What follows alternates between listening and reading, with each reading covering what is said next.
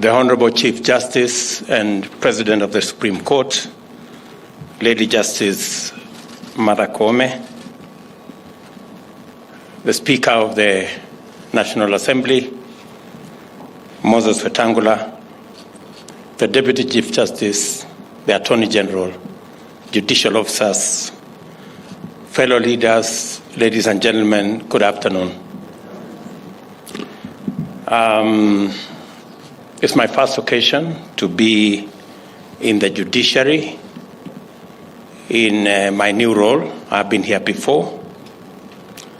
And I want to thank the Chief Justice for putting a passionate case for the judiciary. I have listened to all the speakers very carefully, especially the Chief Justice, on what kind of judiciary we must look forward to.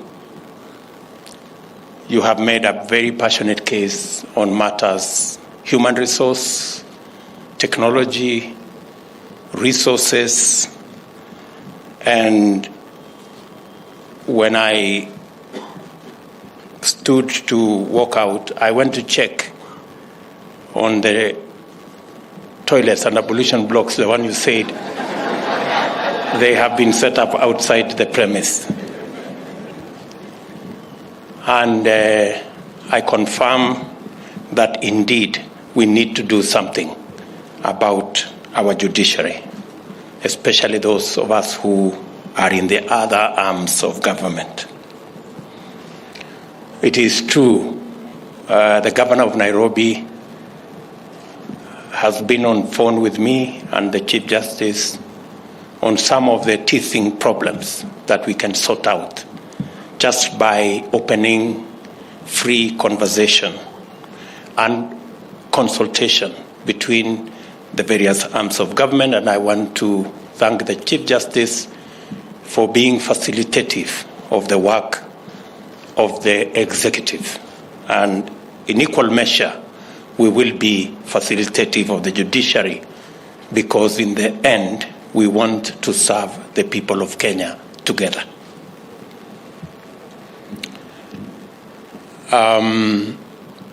It is correct for the governor of Nairobi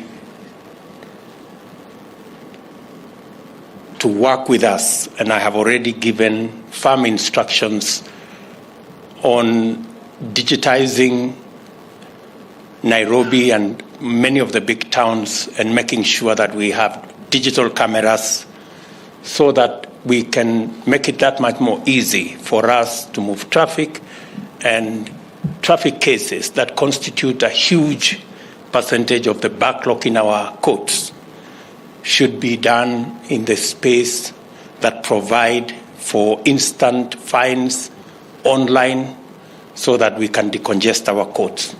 I agree with you, Governor, and we will work with you in making sure that that happens. I, however, am not too sure about the concept of sharing fines. With those who report, maybe you will need a small note from the Attorney General by way of a legal opinion. But it is with great honor to join you today as you launch the State of the Judiciary report. The judiciary is a vital component of the Kenyan state and an arm of government which serves as an independent and serves an independent role in the life of our nation, with a core mandate of dispensing justice to all, fostering adherence to the rule of law, and respect to human rights and continuous improvement of our good governance. The state of the judiciary, its capacity, performance, achievements, impact, and prospects matter a great deal to all of us.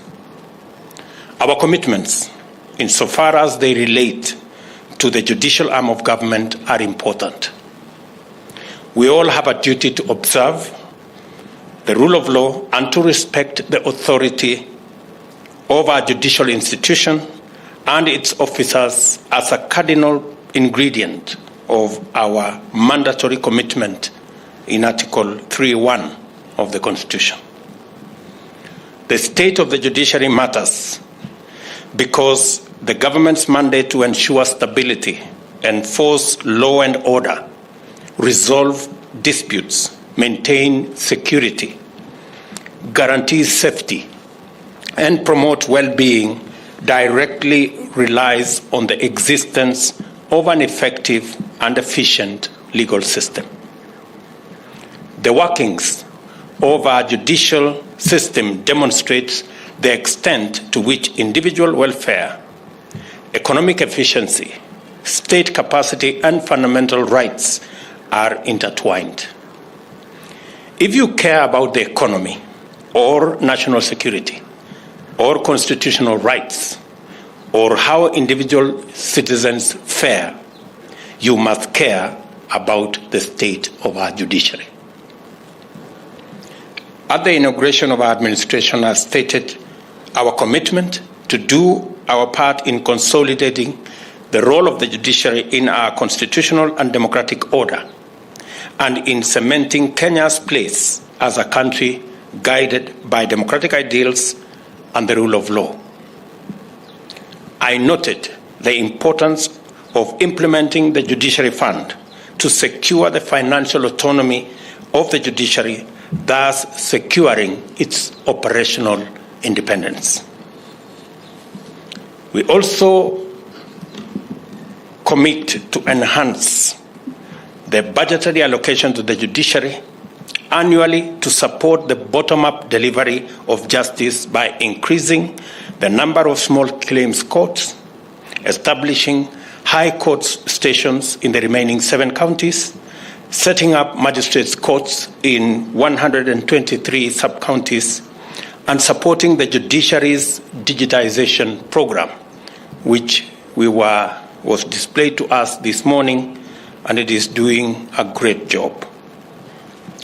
The intended objective of these interventions is the expeditious adjudication of cases and the expansion of access to justice. It is important to note that these interventions will be complemented by other measures across the entire spectrum of the judicial chain, including the enhancement of autonomy and professionalism of our police service. It is worth expounding on the broader context behind these interventions. Our administration was elected on a platform to pursue certain interlocking agendas. Primarily, the bottom-up approach is in pursuit of socio-economic transformation to achieve shared prosperity where no one is left behind. To do this, we recognize the cardinal objective of citizen well-being at the front and center of our immediate, medium-term, and long-term policy programs and projects. This being the case, it is inevitable that our program of action aligns with the implementation of measures that are necessary to attain socio-economic rights set out in Article 43 of the Constitution. We see the nation to be greater than the sum of its individual citizens. Its stature and might, therefore, consist of the aggregate happiness of the people which constitute it. We conceive this nation's prosperity to consist of the achievement of well-being citizen by citizen. Well-being considerably depends on the existence of meaningful opportunities for citizens to realize their aspirations. It is our manifest commitment to facilitate access to these opportunities by ordinary citizens on a rapidly increasing scale. We intend to begin with deliberate programs to create millions of jobs in agriculture, manufacturing, housing, and within the micro, small, and medium-sized enterprises level. These are the 2 limbs of our bottom-up model of economic transformation: scaling up from the individual to the nation, and from the little hustles to the commanding heights of our economic system. The duty of government to its citizens is to open doors of opportunity on one hand and to protect freedoms and rights on the other. Opportunity lies in vibrant, diverse, competitive, and dynamic economy, whose efficiency is guaranteed by a credible system of enforcing contracts and securing property rights. However, whichever way one approaches the matter, a robust, independent, and effective judiciary, which inspires the confidence of all citizens, lies at the heart of national socio-economic transformation. This is why the state of the judiciary matters to everyone in Kenya. It is encouraging to note the extent of alignment between the executive and the judiciary as reflected in the State of the Judiciary report. I say this in full awareness of the dictates of separation of powers and the unique constitutional autonomy of the judiciary in the triangular relationship among the traditional arms of government.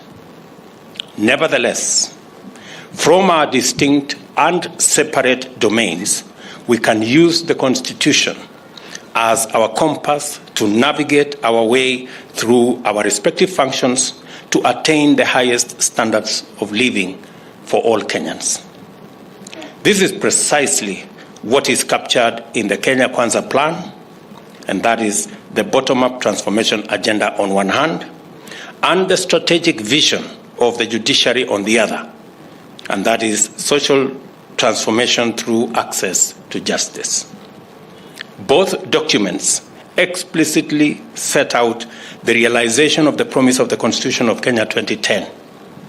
They championed the inclusion of the traditionally excluded and historically marginalized sectors of our society. Each document also prioritizes the millions at the bottom of the socio-economic and political pyramid as the foundation of sustainable transformation. Furthermore, we are united in the knowledge that an accessible, efficient, and impartial judicial system facilitates shared economic development that meaningfully includes the needy, most vulnerable, and marginalized segments of our society.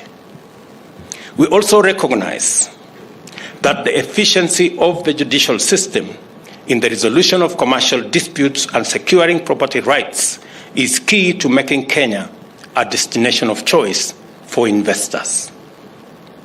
The government, therefore, will support the judiciary to attain efficiency in its operations so that it can effectively contribute to the attraction and retention of foreign and domestic investments.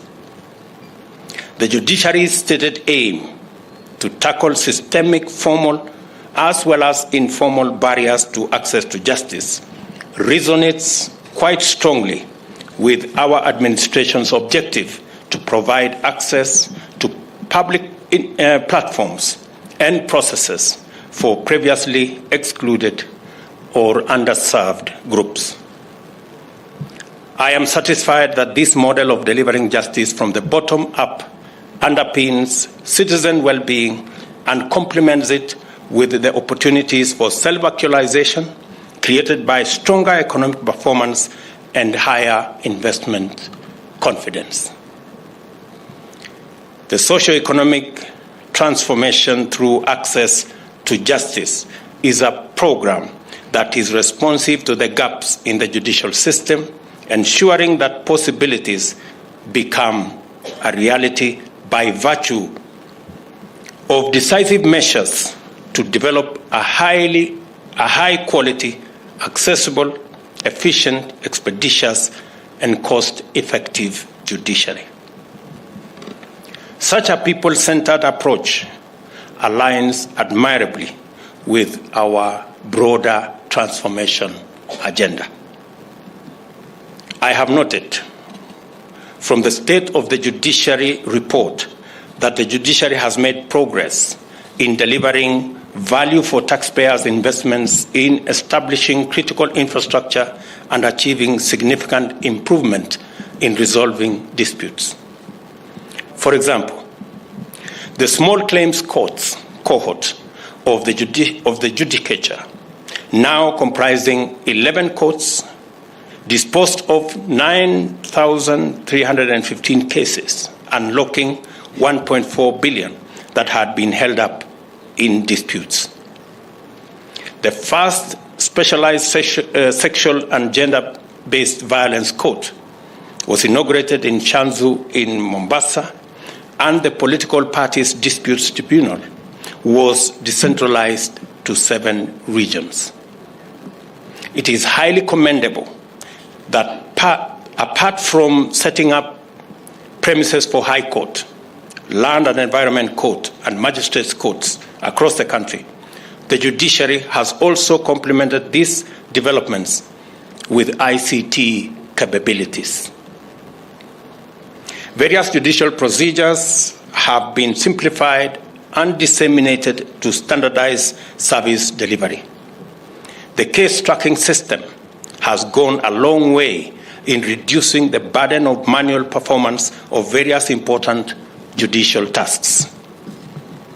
Collaboration with technology companies, particularly Google Africa, has enhanced internet connectivity to support virtual court proceedings across the country.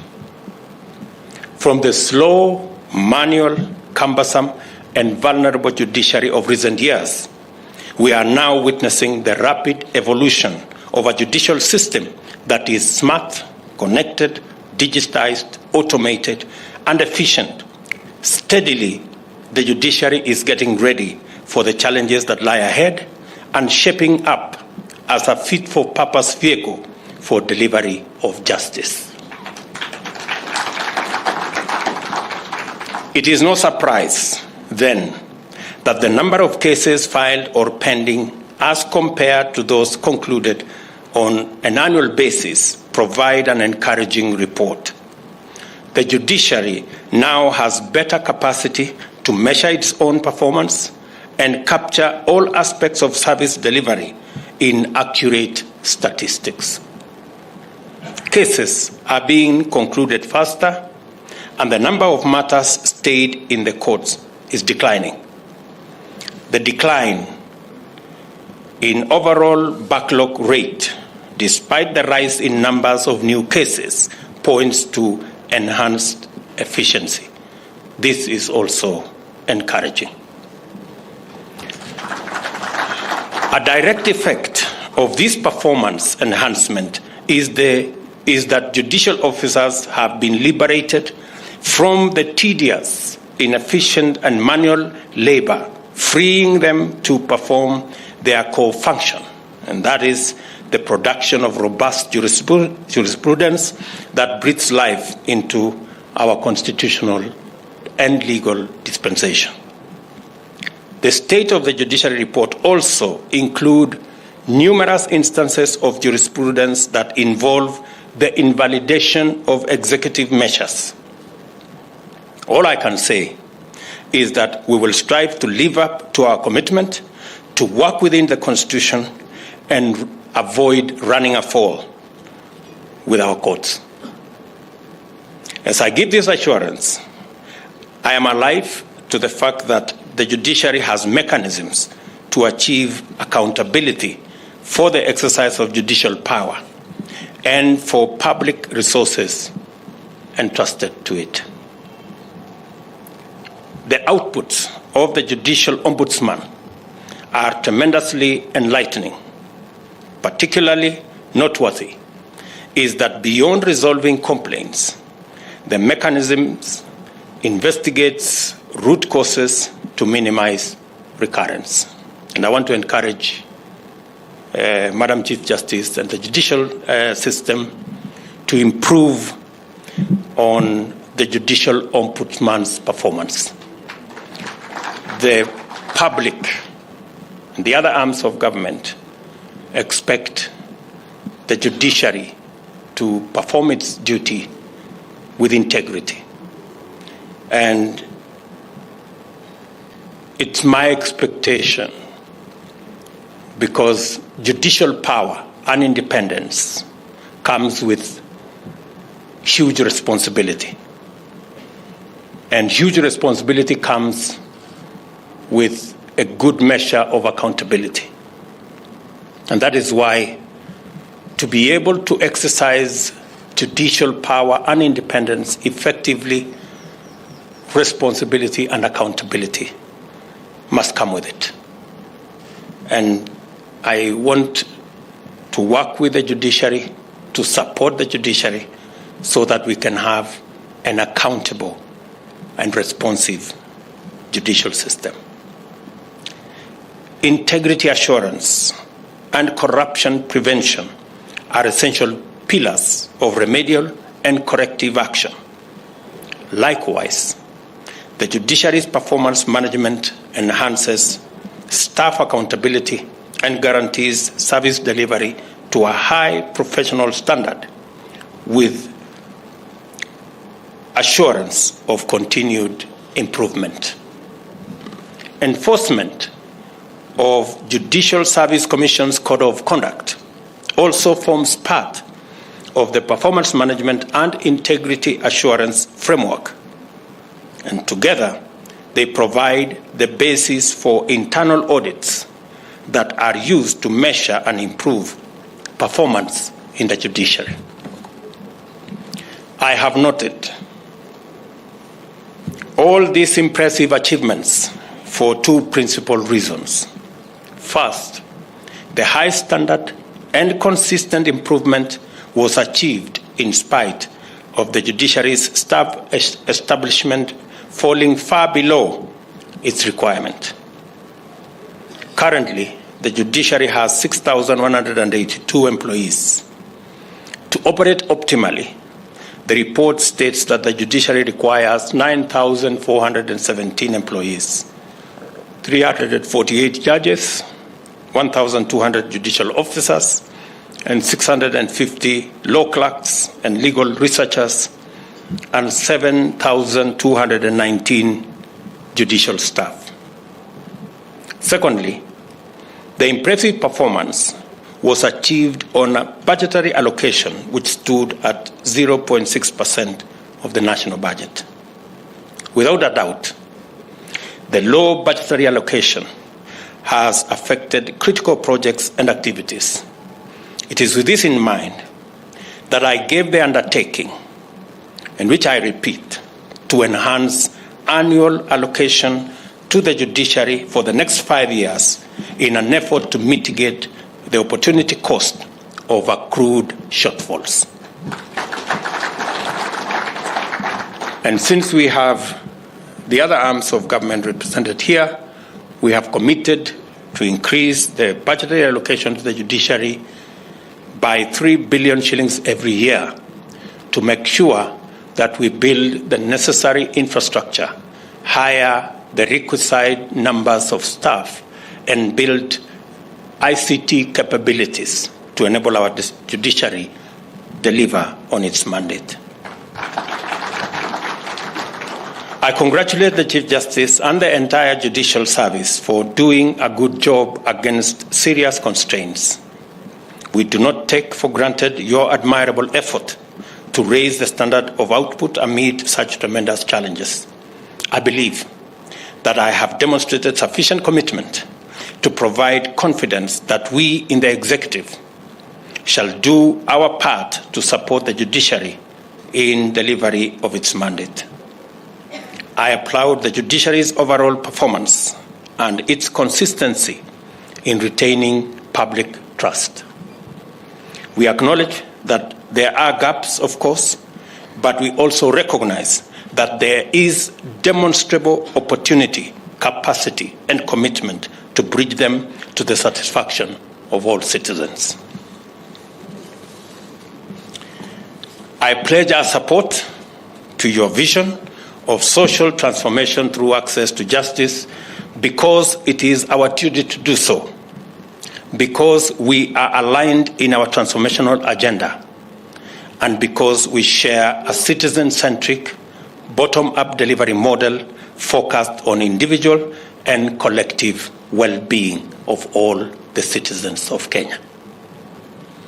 For the avoidance of doubt, I reiterate my commitment and that of the government of Kenya to live up to our pledge to the people of Kenya that we intend to empower the judiciary and the criminal justice system as required by the Constitution, as well as respect the decisions and orders of the courts as they relate to the executive. Expect no more or no less. And even as we commit to the independence of the judiciary and to support the judiciary, give it financial independence, we do the same for all the other independent institutions. I did commit that we will do the same for our police service, because we believe that a professional police service will do the job. I have already established an independent budget and appointed an independent accounting officer for the police service so that they can discharge their mandate without reference to any other office or any other institution, as is required of us by law. I am a great believer, and I will work with all the arms of government in building our institutions and respecting those institutions. We will build the judiciary and respect the judiciary. We will build all the other institutions, including the police and other institutions, and support them and respect them. We cannot, at the same time, be bringing down our institutions and expecting them to work for us. We must collectively, as a country, work towards building all the institutions set up by the Constitution as a guarantee for the country being built on the solid foundation of the rule of law and respect for the Constitution. Any other attempt to build this nation on the basis of individuals and personalities will lead to monumental failure. As we build, and I want to commit that we will support our security agencies to take up their mandate and protect and safeguard the sovereignty and the security of our country. And we will work with them to eliminate groups and sections that work against the Constitution and the law. I am very clear in my mind that we do not need the advice from the Scotland Yard to be able to remove and disband the murderous units in our police force. We didn't need any advice from nowhere. We just needed to respect our Constitution and do the right thing. I am very clear in my mind that supporting our professional police force will guarantee the lives of every Kenyan and the security of our property, and we will get rid of the menace of extrajudicial killings. We certainly don't need the support of institutions built by others. We can build our own institutions. Even those other institutions that we celebrate, be they the Scotland Yard or the FBI, they were built by countries who respect the rule of law and who believe in institutions. We should believe in ours. We should support our police force. We should support the Independent Police Oversight Authority. We should build our institutions. They will guarantee our security and they will guarantee our democracy. And that is what I believe in. Let me also say, for the record, because I hear our friends and brothers from the opposition trying to propose to us that we should denigrate our own institutions and work with the institutions of others, that we are much more sure of building our own institutions. And secondly, let me also say, for the avoidance of doubt, that as we commit additional resources and financial independence of all our independent institutions, the judiciary, the police, and all the other institutions, we must all work collectively towards making sure that we have savings and we collect revenues that will support our development. I want to ask the judiciary to work with us and not to provide any safe haven for the people running away from paying tax. They should not find refuge in the judiciary. They should not find refuge in judicial orders. We want every citizen to carry their portion of the burden of running the affairs of our country. That is the request I am making to the judiciary, as I do to the legislature, that we must all work towards sealing the loopholes of pilferage and leakage in our revenue collection. I think it is important for us to note that as a percentage of GDP, we are collecting 14% of our GDP. Our neighbors are collecting 25% of our GDP. So we are lagging behind. And that is why we have shortage of resources to run our development program. Our friends in the opposition are telling us that we should continue to borrow and we should not raise our savings. I want to say, for the avoidance of doubt and on record, that already we have had conversations with the Central Organization of Trade Unions. We have consultations with the Federation of Kenya Employers, and we have all agreed, except the people in the opposition, that it is necessary to increase our contributions on savings from 200 shillings to 6% of our salaries. Our brothers and sisters in the opposition should wake up to this reality and smell the coffee. Kenyans are moving on. We want to raise our savings because at the moment we are between 10 and 12% of GDP in terms of savings. We can scale that up to between 30 and 40% of our GDP. That is the surest foundation of running our development program, not merely thinking that you can go on a borrowing spree. In any case, the money you go to borrow is the savings of others, and you have to pay through the nose if you have to borrow. So we have, everybody's job has been cut out, and we will continue to have this conversation because we are a democratic nation. Finally, and once again, I congratulate the judiciary on the commendable progress made in delivering your solemn constitutional mandate, and wish all of you God's blessings as you proceed on the journey to transformational success. Thank you, and may God bless you. Asanteni sana.